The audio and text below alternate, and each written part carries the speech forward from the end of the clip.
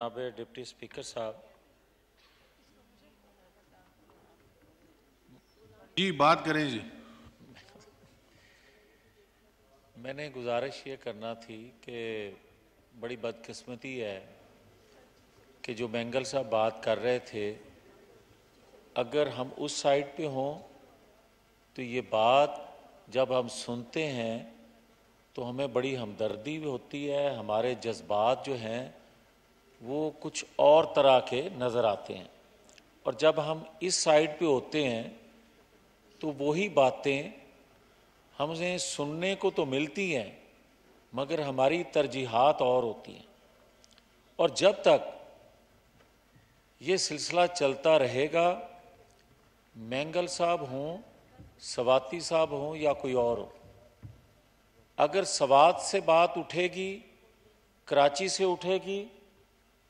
تکلیف پورے پاکستان کو ایک جیسا محسوس کرنا ہوگی، اور بدقسمتی ہے کہ جو پاورفل ادارے لوگ جب اپنے تحفظ کے لیے، اپنی ترجیحات کے لیے آئین قانون میں ترمیم کرتے ہیں یا اختیار لیتے ہیں، تو پھر حقیقی لیڈرشپ اور اختلاف رائے رکھنے والوں کو برداشت نہیں کیا جاتا، اور جب تک آپ حقیقی نمائندوں کو، اختلاف رائے رکھنے والوں کو برداشت نہیں کریں گے، اس سے بھی مسائل پیدا ہوں گے، اور آج جو بات کی جا رہی ہے جناب ڈپٹی اسپیکر صاحب کہ 2 نمبر بندہ بات کرے یا 4 نمبر، مگر بات کر رہا ہو عوامی حقوق کی، عوامی محرومیوں کی، تو لوگ اس کو نہ صرف غور سے سنتے ہیں بلکہ اس کے ساتھ کھڑے ہو جاتے ہیں۔ اس کی وجہ یہ ہے کہ وہ سمجھتے ہیں کہ ہماری آواز اٹھانے والا تو کوئی آیا، مگر جب تک آپ دونوں لوگوں کو ایک جیسا ٹریٹ کریں گے، ایک وہ لوگ ہیں جو پاکستان مخالف قوتوں کے اعلی کار بنتے ہیں اور ہتھیار اٹھاتے ہیں، ایک وہ لوگ ہیں جو اپنی محرومیوں کا بار بار نوک کرتے ہیں اور نسل در نسل انصاف کے لیے مارے مارے پھرتے ہیں، مگر کوئی ان کو انصاف دیتا نہیں ہے، ان کی محرومیوں پر مرہم نہیں رکھتا، ان کو اٹھا لیا جاتا ہے، اور وہ اگر تذکرہ کریں تو مار دیا جاتا ہے۔ اگر اس کا حل دیکھنا ہے، اس کا حل نکالنا ہے، تو جناب ڈپٹی اسپیکر صاحب کوئی مشکل تو نہیں ہے۔ ہم بات کر رہے ہیں کہ 1950 سے یہ سلسلہ شروع ہوا، تو بھائی جب 73 کا آئین بن گیا تو آئین پر عمل اگر کر لیا جائے، اور میں یقین سے یہ بات کہہ رہا ہوں، اگر آپ اپنے موجودہ آئین پر عمل صرف کر دیں تو 90% معاملات آپ کے، محرومیاں آپ کی، وہ بلوچستان کی ہوں، وہ کراچی کے رہنے والوں کی ہوں، وہ سوات والوں کی ہوں یا کسی اور جگہ کی ہوں، 90% لوگ آپ سے اس دن مطمئن ہو جائیں گے جس دن آپ آئین پر عمل کریں گے۔ مگر ہوتا کیا ہے، آپ یہ دیکھیں، اور یہ بڑی بدقسمتی ہے کہ جب ہم گود لیتے ہیں لوگوں کو، ان کو پالتے ہیں، اور جب وہ جوان ہوتے ہیں تو پھر آپ کو ڈستے ہیں، تو پھر آپ نام لیتے ہیں کہ یہ الطاف حسین ہے، پھر آپ نام لیتے ہیں یہ 70 سالہ بچہ ہے، پھر آپ نام لیتے ہیں کہ اس وقت کی بنگالی قیادت جو ہے وہ کیا مطالبات کر رہی ہے۔ پھر آج دیکھ لیں آپ کہ چوکوں چوراہوں میں باتیں یہ نہیں ہو رہی کہ یہ ڈیمانڈ کیا کر رہا ہے۔ اور پھر اگر ڈپٹی سپیکر صاحب آپ بات کریں کہ بند کمروں میں جج اور جرنیل فیصلے کرتے ہیں تو یا آپ مائک میرا بند کر دیں گے یا دوبارہ بات کرنے کا موقع نہیں دیں گے۔ اور جو چوکوں چوراہوں میں بات کرتا ہے کہ بند کمروں میں جج اور جرنیل فیصلے کرتے ہیں، کسی نے آج تک اس سے پوچھا؟ اور جو وہ بات یہ کر رہا ہے کہ بیک ڈور چینل چل رہے ہیں، میرے مذاکرات ہو رہے ہیں، یہ اسمبلی آج پوچھنے میں شاید حق بجانب ہو، شاید کہ وہ بیک ڈور چینل ہے کون سا، وہ کس سے مذاکرات کر رہا ہے اور کیوں کر رہا ہے اور کس حیثیت میں کر رہا ہے۔ بات تو سیدھی سی ہے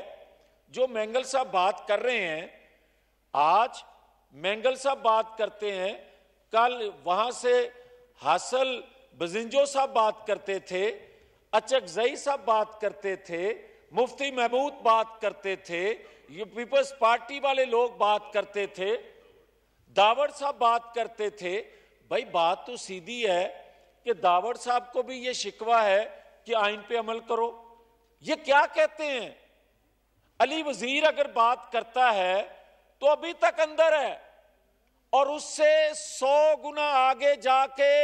70 سالہ بچہ عمران خان بات کر رہا ہے، مگر اس پر کوئی دہشت گردی کا ایف آئی آر ہو جائے، غداری کی ایف آئی آر ہو جائے، 2 ہفتوں میں اس کو فارغ کر دیا جاتا ہے کہ جناب